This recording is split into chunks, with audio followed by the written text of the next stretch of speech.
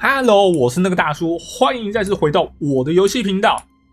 没有错，又是高精灵啦。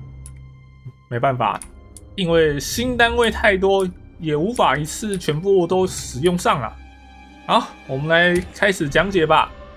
首先呢，是这次新的英雄单位，传奇英雄卡拉迪安。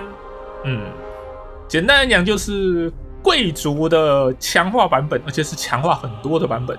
它的护甲非常高，高达130，然后加上它有一些主动技能啊，像是阳光与环击、庞大打击，然后凤凰护卫队长，还有凤凰之刃，这都一再说明了，这家伙就是一个专门反大的单位啦。其实他可以骑乘战车变成反步兵啊，但是这样的话，这些技能我觉得就有点浪费了。你看，像这个凤凰之刃对大型单位有加16，这边对大型单位也有加16，所以其实它真的很适合去反大。那再来我们继续介绍这一个女王阿拉瑞尔，那就是我的使用方法就是老样子啊，阿瓦隆之心，然后配大地之血做补血，然后荆棘护盾，就是这样子，一个完全是在辅助旁边的角色。一刚开始，对方就来个灵魂榨取，真的是有够伤的。我们来这边看一下，这边阵型就很简单啊，因为对手是吸血鬼，不想带太多远程单位去搞对方。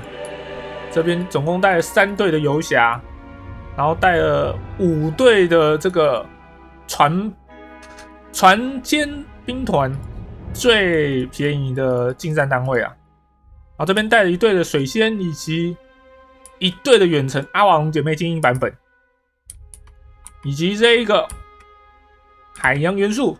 这次打算旁边不跟任何的法师，让他自己发挥。看看能不能有一个比较好的发挥吧。那这次的对手呢，就是吸血鬼啊，不是吸血鬼海盗。这个巫妖王英雄单位很可怕，就这边有高达90的护甲，然后外加55%的格挡，不是开玩笑的。索命僵尸就是强一点点的僵尸。基本上还是垃圾兵，就这样子。骷髅战士精英版本，好啦，看在他有80的护甲上面，不算垃圾兵啦，也算是蛮有实力的。就毕竟骷髅不死族的一些很便宜的单位，是真的数值是烂到不行。这个就还可以，这个就算是可以了。那伤害输出算是很 OK 的。这个就真的是主力输出。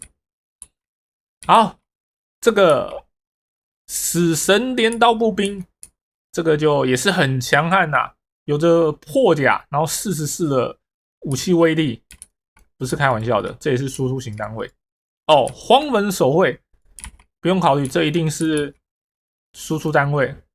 他基本上这队都没有出漏盾的，全部都是出输出单位。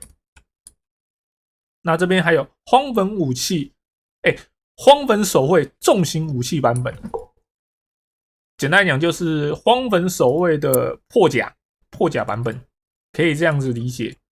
他们的账面上数值不会差到太多，不过因为它是重型武器，没办法拿盾格挡。但是你的对手如果像是矮人或蜥蜴人那种重甲单位很多的种族，你这个破甲就势必还是要出。这边就是荒坟守卫的精英版本啦，能力当然就是更加的优异啦。那这边看一下他出的骑兵单位哦，这个也是精英版本的啊，他是那个黑骑士，不要小看他，拿着盾牌又有110的护甲，不是开玩笑的。好，又是一个灵体单位，不好处理啊，而且他也是带破甲，然后带火伤、魔法伤害，带了很多他的附魔很多啊，我只能这样子讲，所以也不是很好处理的家伙。那这边最后呢是恐狼群，不过它是那个精英版本，所以要小心谨慎。虽然说它没有护甲，但是它的能力整体来讲，以干扰型单位来讲算很强的。但是你说要把它当成一个骑兵型的主力输出，我觉得不太够，算不够。它的定位，哪怕是精英版本，我个人觉得它还是比较偏向于干扰型的。那这边最后就是它的领主啊，通常来讲，它的吸血鬼领主都蛮强的，尤其他的技能很多都蛮好用的。像一刚开始就放了一个灵魂榨取来在攻击我，你看一下他这边每秒伤害以及持续时间，这样子打下来，其实我无端端就要受好几百的伤害。开战！一刚开始呢，对方把所有的骑兵单位全部拉在这边变一坨，这个正常来讲不要这样做，不要这样子冲。虽然说我有时候也会这样子冲就对了。但是这样子冲很危险的啊！你尤其像假设我后面一堆弓箭手的话，我就只要专心瞄准好这边就好了。我这边女王跟这个卡拉迪安是很怕被围啊，毕竟被三个部队围剿，不是开玩笑的。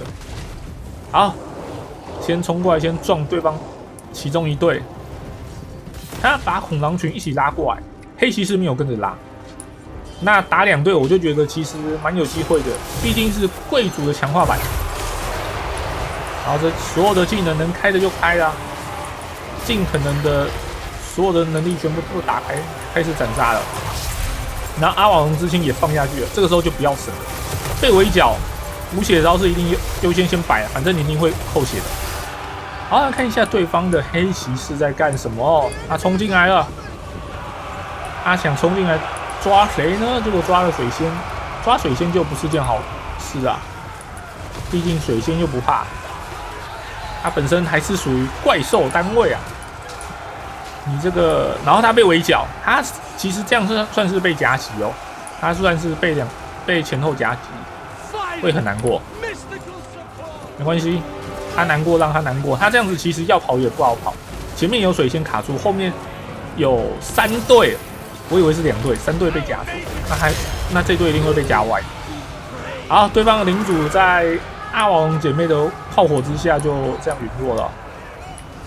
我们看一下海洋元素的发挥哦，果然是可以在步兵群里面洗澡的单位啊！只要不要遇到反大化，基本上他是随便打。哦，他在打僵尸，打僵尸其实就还好，不过这边有扩战士。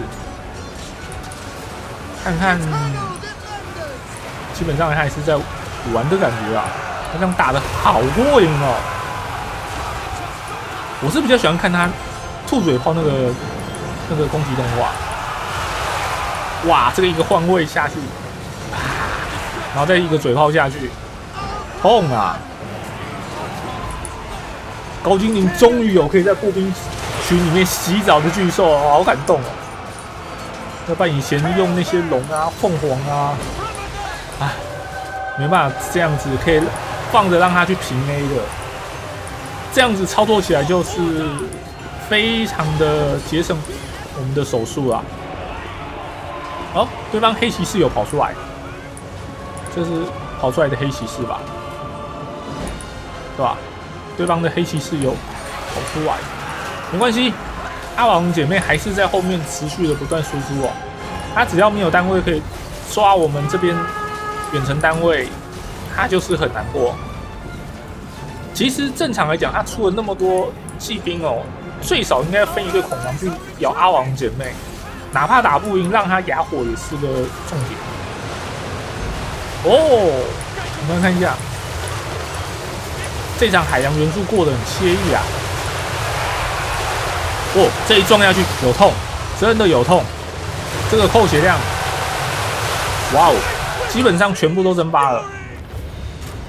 海洋元素打下去好痛。